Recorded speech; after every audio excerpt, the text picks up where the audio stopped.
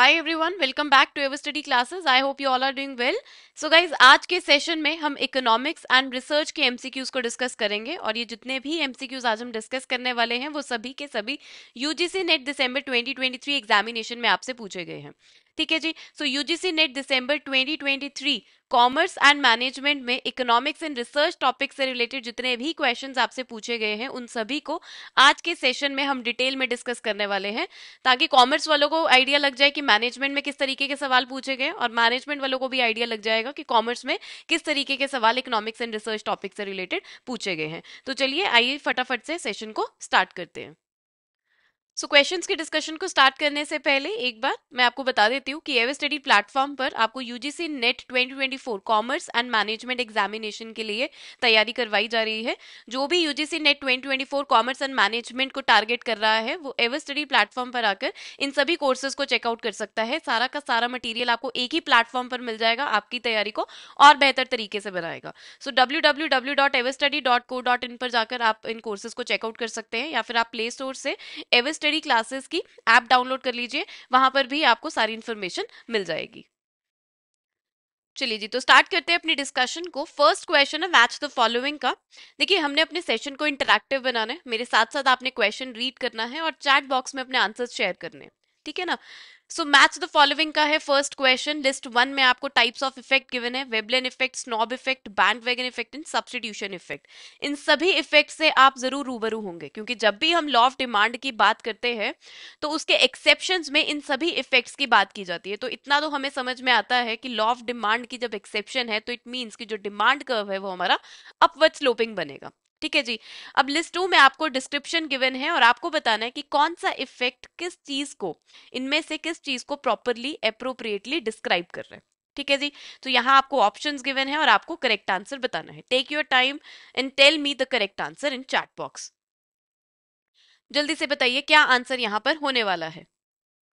Veblen effect, snob effect, bandwagon effect, substitution effect.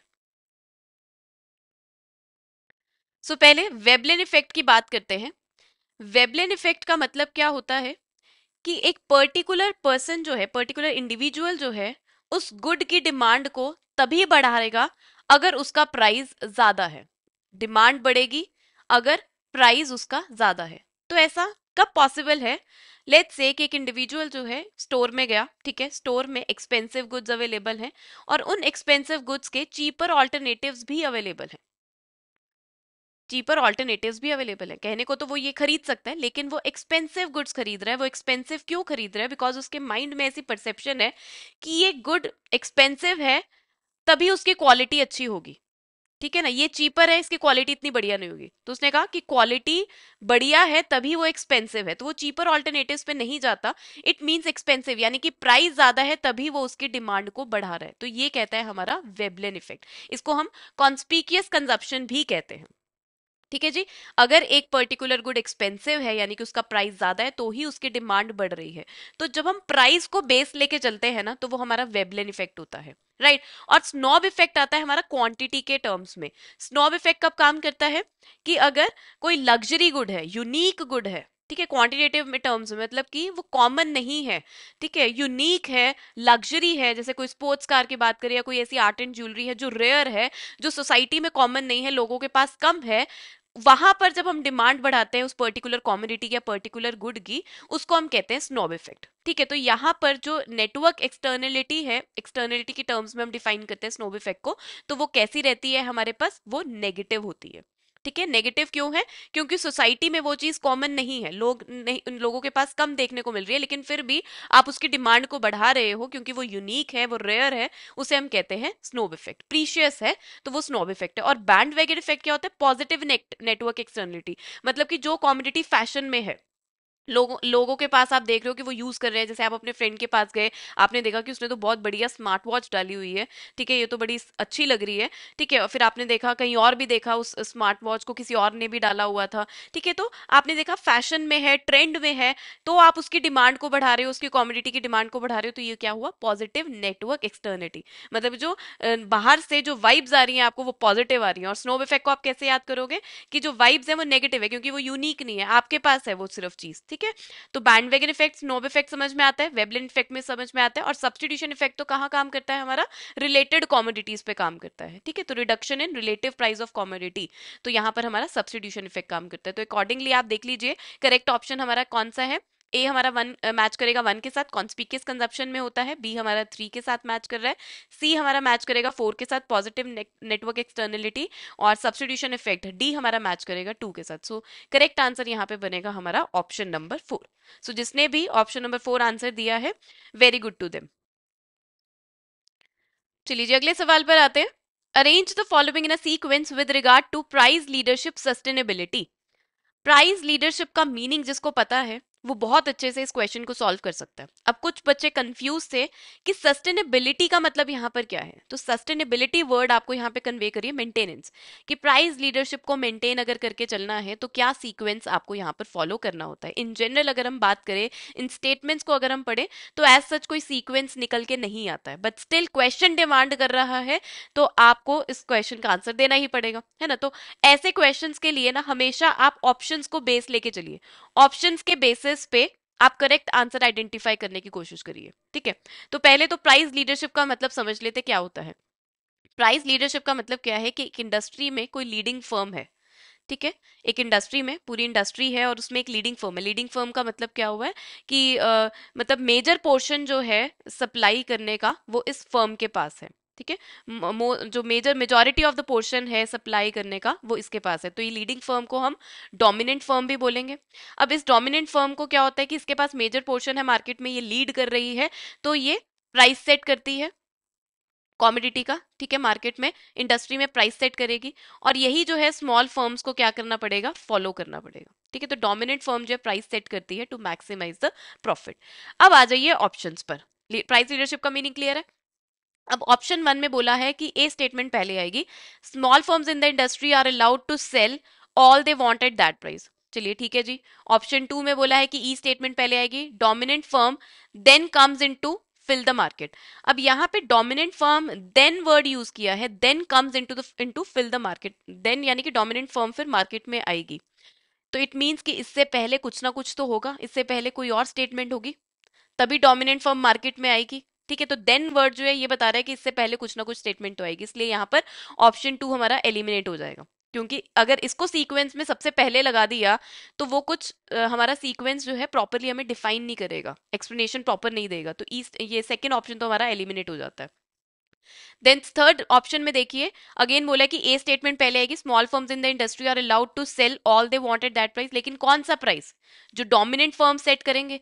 तो इसीलिए हमारे पास सीक्वेंस में जो स्टेटमेंट सी है वो पहले आनी चाहिए, और ऑप्शन 4 में आपको यही गिवन है कि सी स्टेटमेंट पहले आएगी, the dominant firm sets the price for the commodity that maximize its profit.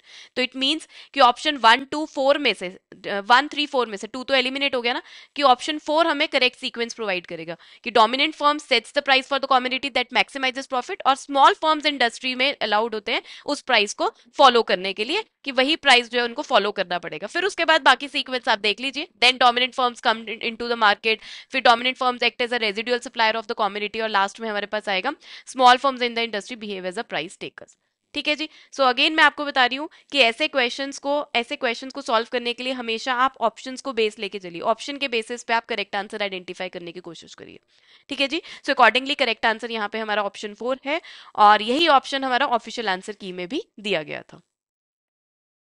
चलिए जी आगे बढ़ते हैं। अगला सवाल है, which one of the following statements is the most relevant to substitution effect. आपको यहाँ पर 4 स्टेटमेंट्स गिवन है और आपको बताना है most relevant statement to the substitution effect. So substitution effect हमारा रिलेटेड कमोडिटीज पे काम करता है, कि लाइक अगर टी के प्राइसेस बढ़ जाते हैं तो कॉफी की डिमांड बढ़ जाएगी, और अगर टी के प्राइसेस कम हो जाते हैं तो कॉफी की डिमांड कम हो जाएगी, यानी कि पॉजिटिव डायरेक्शन में मूव करता है हमारा डिमांड का यहाँ पे, ठीक है ना। तो पॉजिटिव रिलेशनशिप होता है यहाँ पर, राइट। अब स्टेटमेंट्स पढ़ते हैं क्या बोला गया है। In the real world substitution effect is much larger than income effect. Second statement में बोला है most of the goods are not reasonable substitutes. Third में बोला गया in reality the income effect represents its predominance over the substitution effect. And fourth statement में बोला है substitution and income effects can not be separated easily. सभी statements पढ़ ली हैं। आई होप सभी स्टेटमेंट्स आपको इंडिविजुअली समझ में आ गए हैं। अब आपको यहाँ पर मोस्ट रेलेवेंट स्टेटमेंट आइडेंटिफाई करनी है जो सब्स्टिट्यूशन इफेक्ट के रिगार्ड में है। जल्दी से बताइए क्या आंसर यहाँ पर होने वाला है, चैट बॉक्स में बताइए मुझे क्या आंसर यहाँ पर होने वाला है।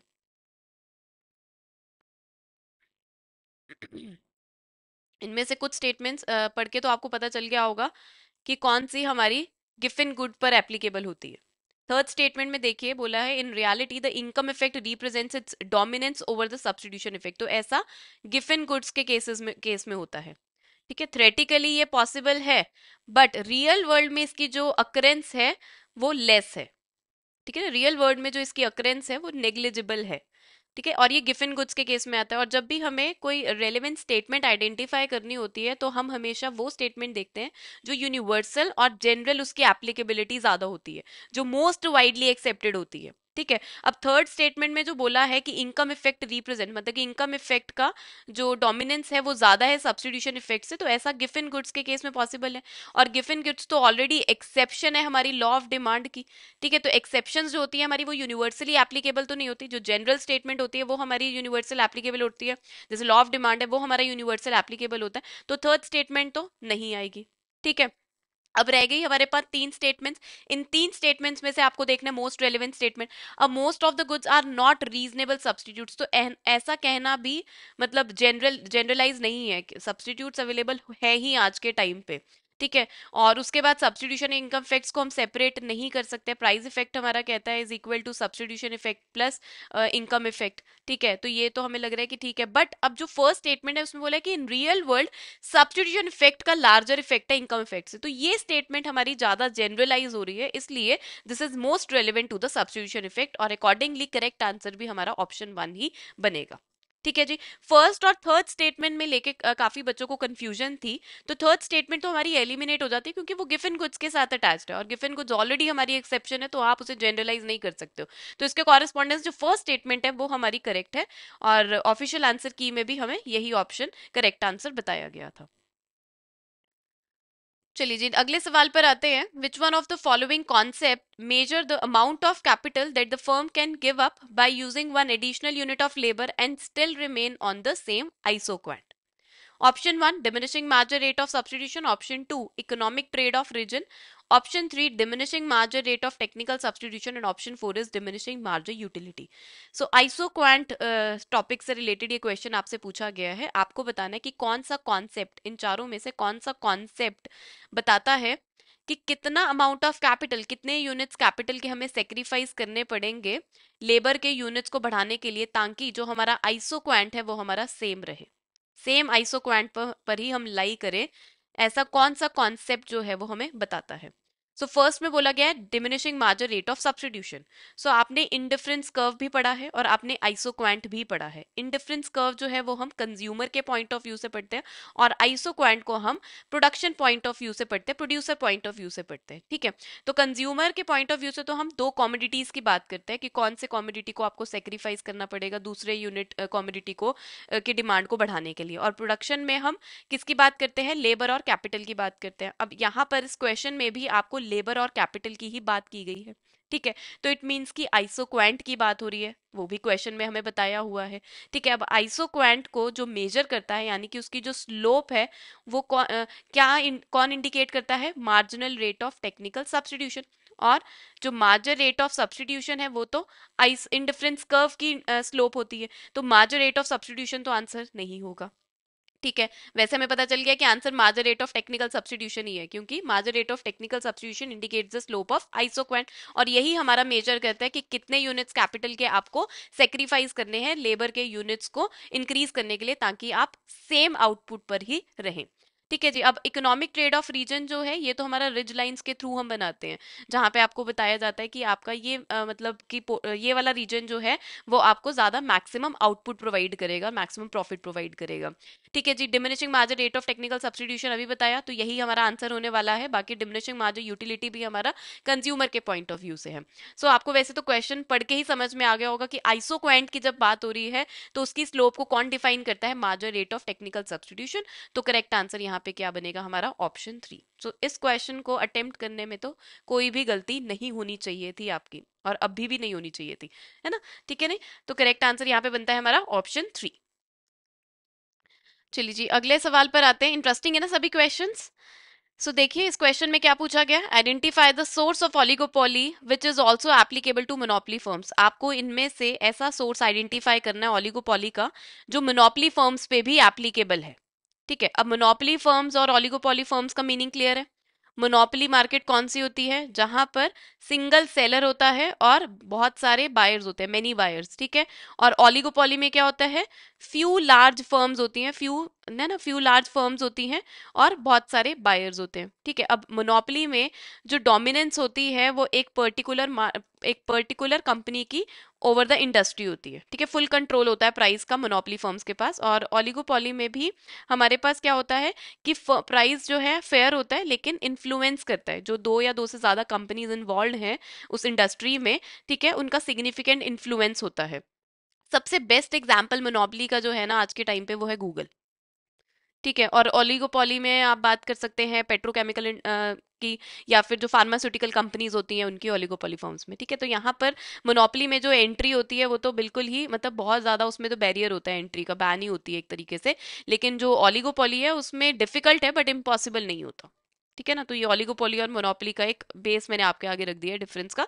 ठीक है, अब आपको यहाँ पे बताना है वो ओलिगोपोली का सोर्स जो मोनोपोली फर्म्स पे भी एप्लीकेबल है। अब देखिए बहुत सारे ऐसे सोर्सेज होते हैं जो ओलिगोपोली फर्म्स पे एप्लीकेबल है, वो मोनोपोली पे भी एप्लीकेबल होते हैं इन जनरल। ठीक है, लेकिन आपको इन ऑप्शंस में से आइडेंटिफाई करना है। तो सबसे पहले देखिए लिखा है इकोनॉमीज ऑफ स्केल में operate over a small range of outputs. अब देखिए इकोनॉमीज ऑफ स्केल कब ऑपरेट होता है, जब आउटपुट ज्यादा होता है, लार्ज रेंज ऑफ आउटपुट। तो यहाँ पे छोटी सी गलती कर दी, स्मॉल नहीं लार्ज होना चाहिए था। अगर लार्ज होता तो ये वाला सोर्स भी मोनोपोली फर्म्स पे एप्लीकेबल होता। ठीक है, इकोनॉमीज ऑफ स्केल एंजॉय करता है मोनोपोली फर्म्स हमारे, इवन ओलिगोपोली भी इंजॉय करते हैं, बट कब इंजॉय करते हैं, जब लार्ज रेंज ऑफ आउटपुट होगा, आउटपुट बढ़ता है तभी तो इकोनॉमीज ऑफ स्केल इंजॉय करेंगे ना। नेक्स्ट देखिए, huge capital investment and specialized inputs are required to enter the market. ये बिल्कुल करेक्ट है। ठीक है, ह्यूज कैपिटल इन्वेस्टमेंट की रिक्वायरमेंट होती है आपको ओलिगोपोली में भी और मोनोपोली में भी, और स्पेशलाइज इनपुट्स आपको चाहिए होते हैं, are required to enter in the market. तभी तो आप स्पेशलाइज प्रोडक्ट्स में डील करेंगे, तभी आप कोई एक्सक्लूसिव प्रोडक्ट्स में डील कर पाएंगे, तभी तो आपको यूनिक प्रोडक्ट बनाएंगे। तो ये वाला सोर्स जो है हमारा बिल्कुल 100% हमारा एप्लीकेबल है मोनोपोली फर्म्स पे। चलिए जी आगे आते हैं। तो एक ही आपको आइडेंटिफाई करना था, तो मेरे अकॉर्डिंग तो करेक्ट आंसर यहाँ पे ऑप्शन 2 ही बनेगा still. But third and fourth statement भी हम देख लेते हैं क्या लिखा है। लार्ज फर्म्स में own a patent for the exclusive right to produce a commodity. अब लार्ज फर्म्स के पास एक्सक्लूसिव राइट है कॉमोडिटी को प्रोड्यूस करने का, उनके पास पेटेंट है, तो मोनोपोली पे कैसे ये एप्लीकेबल हो सकता है? अगर यहाँ पे होता स्मॉल फर्म्स में own a patent for the exclusive right to produce a commodity, तो हमारा मोनोपोली फर्म्स पे ये बन सकता था। लेकिन अगेन मोनोपोली में हमारे पास हम कहते हैं कि एक ही कंपनी है जिसका पूरा डोमिनेंस है मार्केट के ऊपर, तो उसी कंपनी के पास ही पूरा का पूरा पेटेंट राइट है, एक्सक्लूसिव राइट्स है, तो ये भी हमारी स्टेटमेंट नहीं आएगी। Next, new firms have chances to win the customer loyalty. तो ये भी गलत है, यहाँ पे establish firms have more chances to win the customer loyalty. नई फर्म आएगी तो उसके पास तो कहाँ इतने चांसेस हैं कस्टमर लॉयलिटी विन करने का, उसको तो पहले अपनी मार्केट में पोजीशन बनानी पड़ेगी, फिर जाके बात करेंगे कस्टमर लॉयलिटी की। कस्टमर लॉयलिटी बिल्ड करना ही खुद में एक बहुत बड़ी बात है। ठीक है, तो यहाँ पे फोर्थ स्टेटमेंट भी हमारी एप्लीकेबल नहीं हो रही है। सो करेक्ट आंसर यहाँ पे बनेगा ऑप्शन नंबर 2 हमारा, जो बिल्कुल करेक्ट 100% हमारा एप्लीकेबल है मोनोपोली फर्म्स पे, वो है ऑप्शन 2। और यही आंसर हमें ऑफिशियल आंसर की में भी दिया गया था। नेक्स्ट क्वेश्चन की तरफ बढ़ते हैं। प्राइस डिस्क्रिमिनेशन से रिलेटेड यहाँ पर क्वेश्चन पूछा गया आपसे। विच one of the following statements does not support the concept of third degree price discrimination? Question को हमेशा केयरफुली रीड करिए। ठीक है, यहाँ पर आपसे पूछा है कि कौन सा इनमें से कॉन्सेप्ट जो है वो थर्ड डिग्री प्राइस डिस्क्रिमिनेशन को सपोर्ट नहीं कर रहा है, वो आपको आइडेंटिफाई करना है। ठीक है जी, सो प्राइस डिस्क्रिमिनेशन का मीनिंग तो सबको क्लियर है कि आप डिफरेंट प्राइस चार्ज करते हैं सेम कॉमोडिटी का डिफरेंट कंज्यूमर से। ठीक है, डिफरेंट प्राइस आप चार्ज कर रहे हैं डिफरेंट कंज्यूमर से फॉर द सेम कॉमोडिटी। ऐसे एक्टिविटी को हम प्राइस डिस्क्रिमिनेशन बोलते हैं, और ऐसा मोनोपोली मार्केट में पॉसिबल है। और प्राइस डिस्क्रिमिनेशन के हमारे पास 3 डिग्रीज होती हैं। First degree, second degree and third degree, 3 degrees होती हैं, ठीक है। और अब आपको यहाँ पे थर्ड डिग्री प्राइस डिस्क्रिमिनेशन के कॉन्सेप्ट को आइडेंटिफाई करना है जो उसको सपोर्ट नहीं कर रहा है। सो फर्स्ट स्टेटमेंट में बोला है the firm must have monopoly power, ठीक है, बिल्कुल मोनोपोली पावर तो होनी चाहिए, तभी तो वो प्राइस डिस्क्रिमिनेशन वाली एक्टिविटी को परफॉर्म करेगा ना, ठीक है। तो ये स्टेटमेंट तो सपोर्ट करिए। नेक्स्ट बोला है this type of price discrimination is most likely to occur in the manufacturing industry. इस स्टेटमेंट को भी हम होल्ड करते हैं क्योंकि हम तीनों डिग्रीज की बात करेंगे, ठीक है। Next the firm must able to keep the two market separate, बिल्कुल दो मार्केट्स होनी चाहिए, इम्परफेक्ट मार्केट होनी चाहिए, दोनों मार्केट सेपरेट होनी चाहिए। और इवन जो इलास्टिसिटीज है, प्राइस इलास्टिसिटी एंड डिमांड जो है वो भी डिफरेंट होनी चाहिए टू मार्केट्स में। तो ये तो प्राइस डिस्क्रिमिनेशन की कॉमन हमारे पास गाइडलाइंस कह लो या कॉमन रूल्स हैं जिसके बेसिस पे प्राइस डिस्क्रिमिनेशन हमारा पॉसिबल होता है। अब बात करते हैं सेकंड स्टेटमेंट की। तो सेकंड स्टेटमेंट में बोला है कि it is most likely to occur in the manufacturing industries. अब देखिए फर्स्ट डिग्री में क्या होता है, फर्स्ट डिग्री में आप हर यूनिट जो कंज्यूमर कंज्यूम कर रहा है उसके लिए आप डिफरेंट प्राइस चार्ज करते हैं, तो ये फर्स्ट डिग्री प्राइस डिस्क्रिमिनेशन है। सेकेंड डिग्री में क्या होता है कि आप बल्क में अगर कोई परचेज कर रहा है उसको आप डिस्काउंट दे देते हैं अकॉर्डिंगली, ठीक है, कितना क्वांटिटी को बेस लेके चलते हैं कि कितनी क्वांटिटी उसने परचेज करी है उसके बेसिस पे आप प्राइस डिस्क्रिमिनेट करते हैं। और थर्ड में क्या होता है कि आप क्या करते हैं, कंज्यूमर्स के डिफरेंट ग्रुप्स बना लेते हैं, ठीक है, जो डिफरेंट ग्रुप ऑफ कंज्यूमर्स हैं उनको टारगेट करते हैं और उसके अकॉर्डिंगली प्राइस डिस्क्रिमिनेट करते हैं। जैसे आपने एज के बेसिस पे डिस्क्रिमिनेट कर लिया, किसी पर्टिकुलर सेगमेंट के बेसिस पे आपने क्या कर लिया है, डिवाइड कर लिया मार्केट को, और उसके बेसिस पे आप प्राइस जो है हर ग्रुप से या हर एज ग्रुप से हर सेगमेंट से अलग प्राइस चार्ज कर रहे हैं। तो थर्ड डिग्री में यहाँ पर बोला कि मैन्युफैक्चरिंग इंडस्ट्रीज में पॉसिबल है, तो ऐसा नहीं है। ऐसा पॉसिबल कहाँ हो सकता है, सेकंड डिग्री में जब बल्क में क्वांटिटी खरीदी जा रही है। या थर्ड डिग्री में तो हमारे पास सेगमेंट करते हैं हम ग्रुप्स के बेसिस पे, ठीक है। तो सेकंड स्टेटमेंट जो यहाँ पर बोली गई है वो यहाँ पे सपोर्ट नहीं कर रही है थर्ड डिग्री प्राइस डिस्क्रिमिनेशन को, इसीलिए करेक्ट आंसर यहाँ पर बनेगा हमारा ऑप्शन नंबर 2। आई होप आपको समझ में आ गया है। और जिसने भी ऑप्शन नंबर 2 यहाँ पर बताया है, सुपर, वेरी गुड। चलिए जी बढ़ते हैं अगले सवाल की तरफ। तो क्वेश्चन है which of the following are relevant in technological innovations. Technological innovation से रिलेटेड आपको बतानी है कि इनमें से कौन सी स्टेटमेंट्स रेलिवेंट है, ठीक है। 5 स्टेटमेंट्स आपको गिवन है और आपको बताना है कि कौन सी स्टेटमेंट्स जो है वो रेलिवेंट है, ठीक है। वन बाय वन सभी स्टेटमेंट्स को पढ़ते हैं और देखते जाएंगे कि कौन सी स्टेटमेंट जो है वो हमारी टेक्नोलॉजिकल इनोवेशंस के साथ बैठ रही है। अच्छा पहले तो आप ये बताइए कि इनोवेशंस का मतलब क्या है। देखिए इनोवेशन एक सिंपली प्रोसेस है, जब आप कोई नया आइडिया, कोई नया मेथड या कोई नया प्रोडक्ट जो है उसको क्रिएट कर रहे हैं, डेवलप कर रहे हैं, इम्प्लीमेंट कर रहे हैं, तो that is known as innovations. और and innovations leads to significant positive change देखने को मिलता है। और इनोवेशंस देखिए रिस्की भी है, ठीक है ना। जब आप इंट्रोड्यूस नया इनोवेशन कोई भी इंट्रोड्यूस करते हैं अपने बिजनेस में, तो वो रिस्क तो उसमें रहता ही रहता है कि वो प्रोडक्ट चलेगा या नहीं चलेगा। मार्केट में आप नया प्रोडक्ट लेके आए हैं, उसकी डिजाइनिंग चेंज किया आपने, ठीक है, तो वो रिस्की तो होता ही होता है। अब देखिए, तो ई स्टेटमेंट में देखिए बोला गया था the risk in introducing innovations is usually high, तो ये तो हमारी रेलेवेंट है टेक्नोलॉजिकल इनोवेशंस के साथ, ठीक। नेक्स्ट हमें गिवन है most innovations are incremental, a statement बोला गया है। तो देखिए बहुत सारी इनोवेशंस इंक्रीमेंटल इन नेचर ही होती है। इसका बेस्ट एग्जांपल है जैसे स्मार्टफोन मार्केट में आप देखिए, जो हम अपडेट कर रहे हैं हार्डवेयर को या सिर्फ डिजाइन में इंप्रूवमेंट लिया है, कोई एडिशनल फीचर्स हमने डाल दिए, कैमरा से रिलेटेड, सेंसर से रिलेटेड, तो ये सब क्या है, एडिशनल चेंजेस जो आ रहे हैं वो सब इंक्रीमेंटल इन नेचर है। तो मोस्ट इनोवेशंस आर इंक्रीमेंटल, तो ये स्टेटमेंट भी रेलेवेंट है हमारी।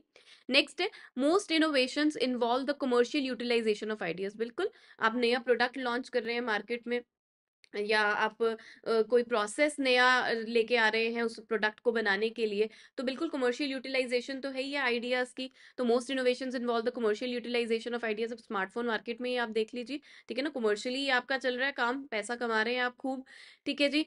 तो बी स्टेटमेंट भी हमारे रेलेवेंट है। नेक्स्ट में innovations can not be explain with isoquants, तो ऐसा नहीं है, आप एक्सप्लेन कर सकते हैं आइसोक्वेंस के साथ भी इनोवेशन को, ठीक है। तो ये हमारी सी स्टेटमेंट थोड़ी डाइसी सी है। आगे देख लेते हैं, introduction of innovation is not stimulated by strong domestic rivalry and geographic consideration. ऐसा नहीं है, इनोवेशन को बहुत सारे फैक्टर्स अफेक्ट करते हैं। तो डी स्टेटमेंट हमारी यहाँ पर गलत है। अब आपको देखिए मोस्ट अप्रोप्रिएट ऑप्शन चूज करना है, तो ए बी ई स्टेटमेंट तो हमारे एब्सोल्युटली रेलिवेंट है टेक्नोलॉजिकल इनोवेशन के लिए। तो जिस ऑप्शन में ए बी ई आपको देखने को मिल रहा है वो तो पक्का हमारा आंसर होने ही वाला है। तो थर्ड ऑप्शन में आपको ये देखने को मिल रहा है। सी स्टेटमेंट को लेके हम थोड़ा सा डाइसी थे, बट स्टिल आपको ऑप्शन बिल्कुल मिल गया, ए बी ई तो मोस्ट रेलिवेंट है। तो थर्ड स्टेटमेंट यहाँ पर हमारा करेक्ट आंसर बनेगा। देखिए सिंपली कॉन्सेप्ट्स को लर्न करना, ठीक है, वो ज़रूरी है, लेकिन एग्जामिनेशन में आप देखिए जो इंटेंसिटी क्वेश्चंस पूछने की पूछी फ्रीक्वेंसी है, वो काफ़ी चेंज हो गई है। जैसे आपसे पूछा जाता है कि मोस्ट रेलेवेंट स्टेटमेंट आपको आइडेंटिफाई करना है, मोस्ट अप्रोप्रिएट आंसर आपको देखना है, मोस्ट सुटेबल आपको आंसर देखना है, तो ऐसे कॉन्सेप्ट की एप्लीकेशन जो है वो आपको आनी ज़रूरी है। एग्जामिनेशन का जो हमारा पैटर्न है वो चेंज हो रहा है। तो क्वेश्चंस आप देख रहे होंगे, आप बहुत साल पहले के क्वेश्चंस उठा के देखिए और अब जो रीसेंट एग्जामिनेशन है उनके क्वेश्चंस आप उठा के देखिए, आपको अपने आप डिफरेंस पता चल जाएगा एग्जामिनेशन में कैसे क्वेश्चंस पूछे जा रहे हैं। ठीक है, तो एप्लीकेशन जो है ना, क्वेश्चन सॉल्व कैसे करना है, कॉन्सेप्ट को कैसे अप्लाई करना है, वो बहुत ज्यादा जरूरी है। सिंपली मेयरली सिर्फ कॉन्सेप्ट को लर्न कर लिया, उससे काम नहीं चलेगा। ठीक है ना। Now moving forward to the next question. Further जितने भी क्वेश्चंस हैं हमारे पास वो रिसर्च एंड स्टैटिस्टिक्स से रिलेटेड है। सो यहाँ पर जो क्वेश्चन हमारे सामने है वो एक्सपेरिमेंटल रिसर्च से रिलेटेड है। आपको यहाँ पर कुछ स्टेप्स गिवन है और उन स्टेप्स को आपको करेक्ट सीक्वेंस में लगाना है एक्सपेरिमेंटल रिसर्च करने के लिए। ठीक है, arrange the following steps of a well planned experiment in the sequential order. So देखिए, सबसे पहले हमारा काम क्या होता है कि आपको रिसर्च क्वेश्चन जो है वो रिसर्च प्रॉब्लम जो है उसे डिफाइन करना होता है। यही होता है ना। सिंपली रिसर्च की भी हम बात करें तो पहला स्टेप क्या है कि आप अपनी रिसर्च प्रॉब्लम को, जो आपकी प्रॉब्लम स्टेटमेंट है, आप उसे डिफाइन करिए। ठीक है। सिमिलरली एक्सपेरिमेंटल रिसर्च में भी क्या है हमारे पास यहाँ पे कि आपको कौन से वेरिएबल्स को टेस्ट करना है, उन्हें सेलेक्ट करना होता है। जो रेलिवेंट वेरिएबल्स है टेस्टिंग के लिए, उनको बताना होता है कि कौन से आपकी स्टडी में कौन से डिपेंडेंट वेरिएबल है, कौन से इंडिपेंडेंट वेरिएबल है। ठीक है, वो आपको सिलेक्ट करने होते हैं, मतलब किन वेरिएबल्स पे आपने काम करना है वो आपको स्पेसिफाई करना होता है। सो जो ई हमारे पास स्टेप गिवन है वो हमारा फर्स्ट स्टेप होने वाला है। ठीक है जी। सो अकॉर्डिंगली आप यहाँ पे भी देख लीजिए ऑप्शंस में, थर्ड जो ऑप्शन है उसमें आपको ई स्टेप पहले गिवन है। ठीक है जी। आगे बढ़ते हैं। उसके बाद इसी को ही बेस लेके चलते हैं और उसके अकॉर्डिंग देखते रहते हैं कि क्या ये हमारा करेक्ट सीक्वेंस बनता है या नहीं बनता।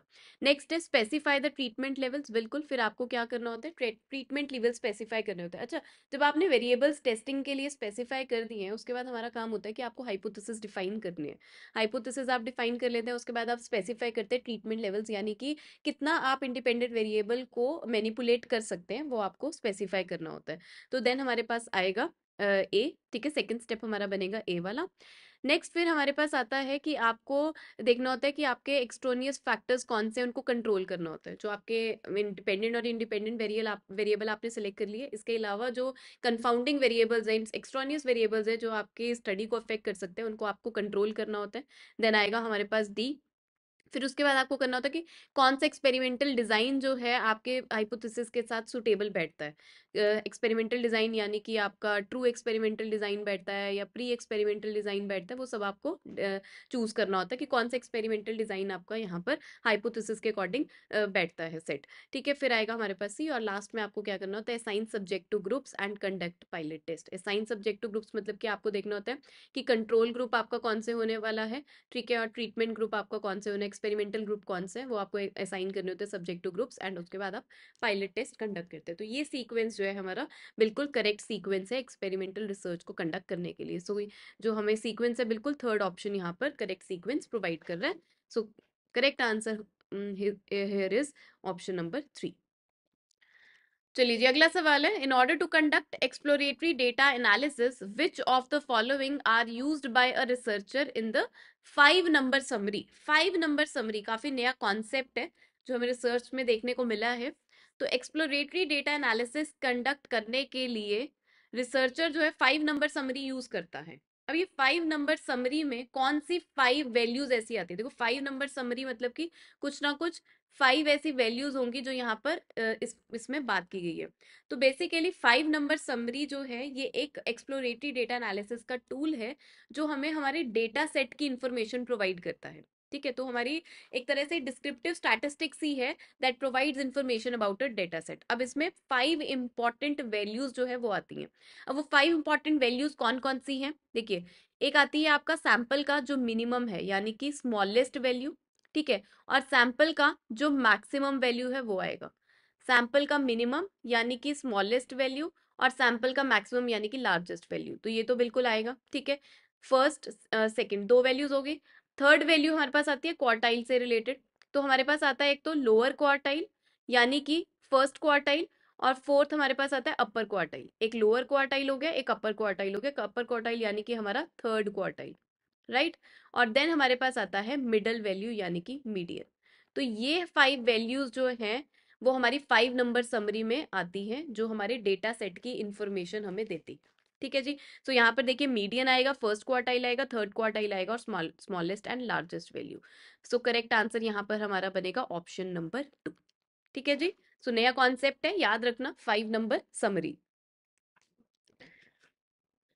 Next question, which of the following are pre experimental designs. तो एक्सपेरिमेंटल डिजाइन की क्लासिफिकेशन से रिलेटेड यहाँ पर आपसे क्वेश्चन है। आपको पता है कि एक्सपेरिमेंटल डिजाइन की फर्दर बहुत सारी टाइप्स है, pre experimental, true experimental, statistical, quasi experimental, है ना। और फर्दर उनकी भी टाइप्स हैं।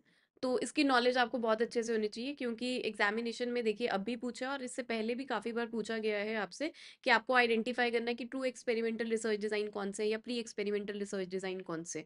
तो इसकी नॉलेज आपके पास अच्छे से होनी चाहिए। ठीक है, तो यहाँ पर आपसे पूछा है कि प्री एक्सपेरिमेंटल डिजाइन्स आपको बताने हैं। सो फर्स्ट आपको गिवन है one group pre test post test. तो ये होता है बिल्कुल हमारा one group pre test post test का मतलब क्या है कि एक ही ग्रुप को आप क्या करते हैं, before treatment and after treatment जो है वो टेस्ट करते हैं। Then pre test post test control group, ये हमारा ट्रू एक्सपेरिमेंटल डिजाइन की टाइप है। नेक्स्ट क्वासी एक्सपेरिमेंट, तो खुद अलग से एक मेजर क्लासिफिकेशन एक्सपेरिमेंटल डिजाइन की, तो ये भी नहीं होगा। और देन हमारे पास है स्टैटिक ग्रुप कंपैरिजन, ये हमारे पास प्री एक्सपेरिमेंटल रिसर्च डिजाइन की ही टाइप है। इसमें क्या होता है कि दो या दो से ज्यादा ग्रुप्स को आप ऑब्जर्व करते हो, जिसमें से एक ही ग्रुप को ट्रीटमेंट दिया जाता है and the other groups remains unchange. ठीक है। और आफ्टर ओनली स्टडी का मतलब क्या है कि केस स्टडी रिसर्च डिजाइन है, कि आप कुछ टाइम तक आप क्या कहते हैं कि एक ही ग्रुप को आप एक ट्रीटमेंट देते हैं और फिर आप देखते हैं कि क्या चेंजेस उसमें देखने को मिल रहे हैं। ठीक है, तो प्री एक्सपेरिमेंटल में हमारे पास ए, डी और ई, ये टाइप्स है हमारी प्री एक्सपेरिमेंटल रिसर्च डिजाइन की। सो अकॉर्डिंगली करेक्ट आंसर यहाँ पर हमारा बन रहा है ऑप्शन नंबर 2। ठीक है ना। चलिए जी आगे बढ़ते हैं। अगला सवाल है, इन वन फैक्टर अनोवा यानी कि वन वे अनोवा की बात हो रही है, the computed F value will be negative. कब होती है एफ वैल्यू नेगेटिव? ठीक है, सो यहाँ पे ऑप्शन 1 गिवन है, when there is no difference in the treatment of means. Option 2, when there is no difference within the treatments. And option 3, when SST यानी कि total variance is larger than SSC यानी कि error variance. And option 4 is under no circumstance, यानी कि option 4 में बोला है कि एफ वैल्यू कभी भी नेगेटिव नहीं हो सकती किसी भी सर्कमस्टांस में। सो करेक्ट आंसर यहाँ पर आपको बताना है। बहुत ही सिंपल है, बहुत ईजी है। बताइए क्या आंसर यहाँ पर होने वाला है। एफ वैल्यू नेगेटिव कब होगी या फिर कभी नहीं हो सकती? तीन ऑप्शंस में आपको बताया हुआ है, आपको बताया हुआ है कि कौन कौन सी सिचुएशंस में हो सकती है, और फोर्थ स्टेटमेंट में तो बोल दिया आपको कि एफ वैल्यू कभी भी नेगेटिव नहीं हो सकती। बिल्कुल जी, करेक्ट आंसर यहाँ पर हमारा बनेगा option 4, F value will never be negative in any circumstance in any case. देखिए अनोवा हमारी एफ रेशो को यूज करता है। ठीक है, और एफ रेशो क्या है, एफ क्या है, रेशो ऑफ टू वेरिएंसेस। अब टू वेरिएंसेस कौन कौन से होते हैं, मीन स्क्वायर, बिटवीन और मीन स्क्वायर विद इन, यही होता है। ठीक है, अब वेरिएंस जो होते हैं वो क्या है, वो नॉन नेगेटिव होते हैं, दे आर स्क्वायर्ड क्वांटिटीज ना। ठीक है, तो जब रेशो हमारे पास वेरिएंसेस की है एंड वेरिएंसेस खुद में ही नॉन नेगेटिव है, स्क्वायर्ड क्वांटिटीज हैं, तो हमारी जो एफ स्टैटिस्टिक होगी वो भी ऑलवेज नॉन नेगेटिव ही होगी। एमएसबी और एमएसवी दोनों ही, यानी कि mean square between the groups and mean square with in the groups जो है, ये हमारे वेरिएंसेस हैं। ठीक है जी। सो यही जब हमारे नॉन नेगेटिव नेचर के हैं, तो एफ रेशियो भी हमारी नेगेटिव कैसे हो सकती है जी। ठीक है, तो एफ वैल्यू हमारी कभी भी नेगेटिव नहीं होती है in any circumstance. So correct answer यहाँ पे बनेगा ऑप्शन नंबर 4। नेक्स्ट क्वेश्चन की तरफ बढ़ते हैं। दो स्टेटमेंट्स आपको गिवन है। स्टेटमेंट 1 में बोला गया है, for a given sample size and level of significance the critical value of student's t always exceeds that of z test. तो ये बिल्कुल करेक्ट स्टेटमेंट है। ठीक है, हमारा जो टी डिस्ट्रीब्यूशन होता है वो भी हमारा बेल शेप का होता है, बट हैवियर टेल्स होती है then that of the z test. First statement तो हमारी बिल्कुल करेक्ट है। नेक्स्ट स्टेटमेंट में बोला है कि for a given level of significance the critical value of student's t increases as n increases. तो ये स्टेटमेंट हमारी गलत है, क्योंकि जो हमारा स्टूडेंट टी डिस्ट्रीब्यूशन जो है वो हमारा डिग्री ऑफ फ्रीडम के बेसिस पे डिपेंड करता है। जैसे जैसे डिग्री ऑफ फ्रीडम हमारा इंक्रीज करता है, तो टी डिस्ट्रीब्यूशन जो है हमारा अप्रोच करता है जी डिस्ट्रीब्यूशन को। ठीक है ना। अब यहाँ पे आपको बोला है the critical value of student t increases as n increases. जबकि ऑपोजिट है हमारे पास, ऐसा होता है कि डिग्री ऑफ फ्रीडम हमारा इंक्रीज करता है, और एज एन इंक्रीजेस देन हमारा स्टूडेंट टी डिस्ट्रीब्यूशन अप्रोच करता है नॉर्मल डिस्ट्रीब्यूशन को। सो यहाँ पे करेक्ट स्टेटमेंट हमारा ऑप्शन 3 बनेगा। स्टेटमेंट 1 तो ट्रू है, बट स्टेटमेंट 2 हमारी यहाँ पर फॉल्स है। चलिए जी, नेक्स्ट क्वेश्चन पर आते हैं। मैच द फॉलोइंग का क्वेश्चन है। लिस्ट 1 में आपको डिस्क्रिप्शन आइडेंटिफायर्स गिवन है, और लिस्ट 2 में आपको रिसर्च डिजाइन गिवन है different, exploratory study, statistical study, descriptive study, cross sectional study. आपको बताना है कि कौन सा रिसर्च डिजाइन अप्रोप्रिएटली डिस्क्रिप्शन को डिफाइन कर रहा है यहाँ पर कॉरेस्पॉन्डेंस। सो सबसे पहले देखिए यहाँ पर गिवन है टाइम डायमेंशन। तो इनमें से आप बताइए कि कौन सा रिसर्च डिजाइन में टाइम डायमेंशन की बात की जाती है, एक्सप्लोरेटरी, स्टैटिस्टिकल, डिस्क्रिप्टिव या फिर क्रॉस सेक्शनल में। बिल्कुल जी, क्रॉस सेक्शनल में की जाती है। टाइम के बेसिस पे हम दो तरह की स्टडी रिसर्च डिजाइन पढ़ते हैं, क्रॉस सेक्शनल और एक हम पढ़ते हैं लॉन्गिट्यूडनल। क्रॉस सेक्शनल में क्या होता है कि आप एक स्पेसिफिक टाइम पे एक सैंपल ग्रुप से जब डेटा कलेक्ट कर रहे हैं, एक स्पेसिफिक टाइम पीरियड की जब बात की जा रही है, तो वो हमारा क्रॉस सेक्शनल होता है। और लॉन्गिट्यूडनल में क्या होता है कि आप एक ही सैंपल से जब different time period over a period of time data collect कर रहे हैं, तो वो हमारा लॉन्गिट्यूडनल स्टडी होता है। तो बेसिकली ये दोनों जो है वो टाइम डायमेंशन के बेसिस पे क्लासीफाई होते हैं। सो ए हमारा मैच करेगा 4 के साथ। अब आप यहाँ पे ऑप्शंस में देख लीजिए कौन से ऑप्शन में ए 3 4 के साथ मैच हो रहा है, ऑप्शन 3 में। और किसी ऑप्शन में मैच हो रहा है ए 4 के साथ नहीं जी। सो इट मीन्स कि थर्ड ऑप्शन हमारा आंसर बनने वाला है ना। बट स्टिल हम बाकी भी देख लेते हैं।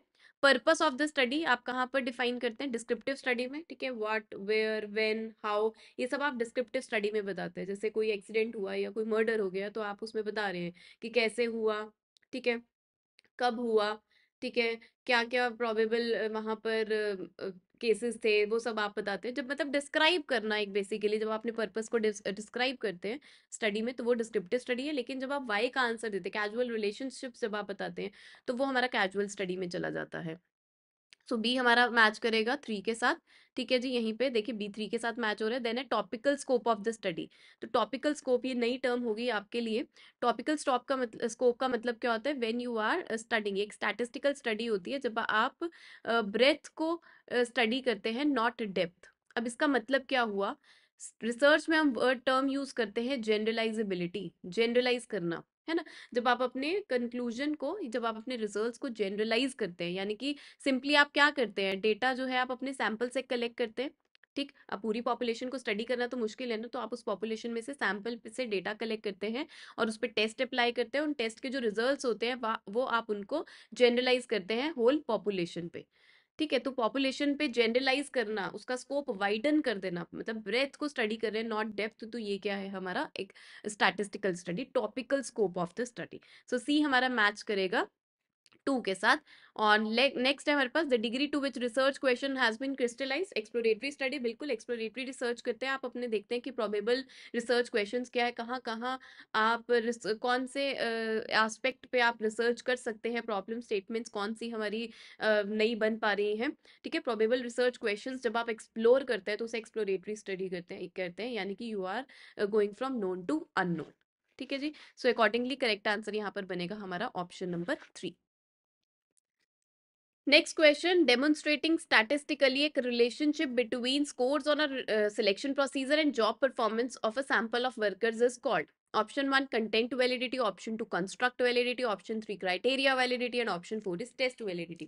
So types of validity से related यहाँ पर आपसे question पूछा गया है और काफी important है, आप previous examinations भी देखेंगे उसमें भी types of validity से related question पूछे गए हैं। तो examiner का one of the favorite topic बन चुका है ये। सो टाइप्स ऑफ वैलिडिटी का मीनिंग, टाइप्स ऑफ वैलिडिटी, जितने भी टाइप्स ऑफ वैलिडिटी है उनके मीनिंग आपको बहुत अच्छे से क्लियर होने जरूरी है।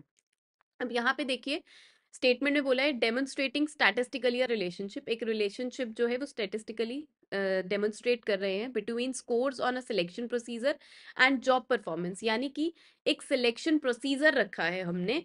सिलेक्शन प्रोसीजर यानी कि टेस्ट के बेसिस पे आप जॉब परफॉर्मेंस जो है वो देख रहे हैं वर्कर्स की। ठीक है, तो टेस्ट में अगर, यानी कि टेस्ट में अगर कोई वर्कर अच्छा परफॉर्म करेगा तो इट मीन्स कि वो जॉब में भी अच्छा परफॉर्म करेगा, और अगर टेस्ट में वो पुअर परफॉर्म करेगा तो इट मीन्स कि जॉब में भी वो पुअर परफॉर्म करेगा। तो यहाँ पे सिलेक्शन प्रोसीजर यानी कि क्राइटेरिया है, ठीक है ना। Scores on a selection procedure यानी कि क्राइटेरिया रखा हुआ है, तो क्राइटेरिया के बेसिस पे आप जो है जॉब परफॉर्मेंस देख रहे हैं उनकी। ठीक है, तो टेस्ट के बेसिस पे आप देख रहे हैं कि जॉब में वो कैसा परफॉर्म कर पाएगा, उसके लिए एक टेस्ट ले रहे हैं, तो किसी क्राइटेरिया के बेसिस पे, यानी कि आप अगर आप सिलेक्ट कर रहे हैं, ठीक है, तो वो क्या है हमारा क्राइटेरिया वैलिडिटी हो गया, ठीक है ना। तो कुछ बेस आप लेके चल रहे हैं ना, किसी बेसिस पे जब आप चेक कर रहे हैं, रिलेशनशिप चेक कर रहे हैं दो वेरिएबल्स के बीच में, तो वो हमारा क्राइटेरिया वैलिडिटी है। कंटेंट वैलिडिटी तो सिंपली जब जॉब परफॉर्मेंस से रिलेटेड हमारे पास जो टेस्ट है, उसमें जो कंटेंट है, उसकी जो वर्डिंग है वो प्रॉपर है या नहीं है। कंस्ट्रक्ट वैलिडिटी यानी कि जितनी भी आइटम्स हैं वो उसी प्रॉपरली कंस्ट्रक्ट को ही बता रही हैं, वो कंस्ट्रक्ट वैलिडिटी हो गया हमारा, ठीक है ना। तो यहाँ पर तो क्या है, सिलेक्शन प्रोसीजर हमने एक रखा है, ठीक है, स्कोर्स और जॉब परफॉर्मेंस के बीच में रिलेशनशिप जो है, उसके बेसिस में के जो रिलेशनशिप है वो क्या होगी हमारी criteria validity. Next question. The contingency table in statistics is one. Option one, that consists of rows and columns that is used to classify data on two dimensions. Option two, that summarize the number of measurements which are less than upper class boundary of each class. Option three, that summarize the percentage of items in each of the several non-overlapping classes. And option four, that displays point representing each class frequency about their class midpoints. Contingency table आपको बताना है कि statistics में क्या होता है। हम इसका यूज जो है काई स्क्वायर टेस्ट में करते हैं, तो वहां पर कंटिजेंसी टेबल्स यूज होते हैं, तो आपको बताना है कि कौन सी फॉर्म में होते हैं। कंटिजेंसी टेबल बेसिकली जो है ये हमारे जो डेटा से नंबर ऑफ ऑब्जर्वेशंस हैं उनको कंडेंस करने के काम आता है, ठीक है। उसको प्रॉपरली आप टेबल में लगा देते हैं, लेकिन जब आप टेबल में लगाते हैं तो उसको कौन सी फॉर्म में लगाते हैं, रोज एंड कॉलम्स की फॉर्म में लगाते हैं, ठीक है ना। तो सिर्फ कंडेंस डेटा कंडेंस करने के काम नहीं आता, बल्कि ये रिलेशन भी बताता है वेरिएबल्स के बीच में। तो हम क्या करते हैं, जो अपनी ऑब्जर्वेशंस हैं उनको जब रोज एंड कॉलम्स के फॉर्म में लगा देते हैं एक टेबल में, उसे कंडेंस करने के लिए और रिलेशन वेरिएबल्स के बीच में रिलेशनशिप समझने के लिए, तो वो हमारा कंटिजेंसी टेबल होता है। तो यहाँ पर आपको पूछा गया था कि कौन सी स्टेटमेंट जो है वो कंटिजेंसी टेबल को अप्रोप्रिएटली डिफाइन कर रही है, तो वो है हमारा ऑप्शन नंबर 1, ठीक है जी। चलिए जी गाइस, तो ये थी हमारी डिस्कशन यूजीसी नेट दिसंबर 2023 एग्जामिनेशन में कॉमर्स एंड मैनेजमेंट से related economics as well as statistics and research में जितने भी क्वेश्चंस आपसे पूछे गए थे वो डिटेल में आपके साथ डिस्कस कर लिए। इन सेशंस के थ्रू आपका ये होता है कि आपको पता चल जाता है कि किस तरीके से आपको क्वेश्चंस अटेम्प्ट करने हैं, ठीक है, फर्दर आपको क्वेश्चंस के लिए अटेम्प्ट करने के लिए एक बेस बन जाता है, ठीक है जी। सो आई होप आपको सेशन अच्छा लगा होगा, एंड इफ अगर आपको सेशन अच्छा लगा है तो प्लीज हमेशा की तरह हम जैसे आपको कहते हैं कि लाइक करिए सेशन को, हमें मोटिवेशन मिलती है, ज्यादा से ज्यादा अपने फ्रेंड्स के साथ शेयर करिए, ठीक है। और अगर आप नए हैं इस चैनल पे तो please subscribe to the channel, और बाकी जो भी इन्फॉर्मेशन है एवस्टडी क्लासेस से अगर आपको लेनी है तो वो आपको www.evstudy.co.in पर जाकर मिल जाएगी। किसी भी तरह की क्वेरी है, किसी क्वेश्चन को लेके क्वेरी है, कोई डाउट है, कोर्स को लेके कोई क्वेरी है, या एग्जामिनेशन को लेके क्वेरी है, तो वो आप हमें मेल ड्रॉप कर सकते हैं hello@evstudy.in पर जाकर, और साथ ही साथ हमें आप व्हाट्सएप भी कर सकते हैं अगर आपकी किसी भी तरह की क्वेरी है, और आप हमें इस नंबर पर फोन भी कर सकते हैं अगर आप हमें डायरेक्टली कांटेक्ट करना चाहते हैं, ठीक है जी। सो गाइस, सेशन को यहीं पर एंड करते हैं, मिलते हैं नेक्स्ट सेक्शन में। Till then bye bye, take care and all the best.